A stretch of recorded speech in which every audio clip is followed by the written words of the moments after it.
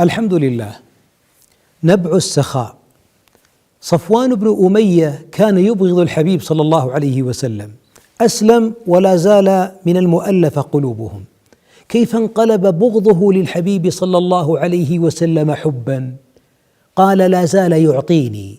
أعطاه 100 من الإبل، ثم أعطاه 100، ثم أعطاه 100 وهو غني.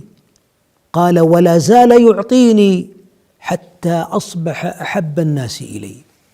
إكرام الناس، إعطاء المعروف لمن تعلم أنه لا يحبك، الدفع بالحسنى لمن يبغضك ويدفعك بالأخشن. هذه أخلاق العظماء. أحسن إلى الناس تستعبد قلوبهم. أكثر من السخاء. إذا قيل لك فلان لا يحبك إياك وهجره، بل أطفئ نيران صدره بإعطائه هدايا، أكرمه، أثني عليه، طيبه، حتى تنقلب تلك الجمرة إلى أن تكون وردة. ولكن وما يلقاها إلا الذين صبروا.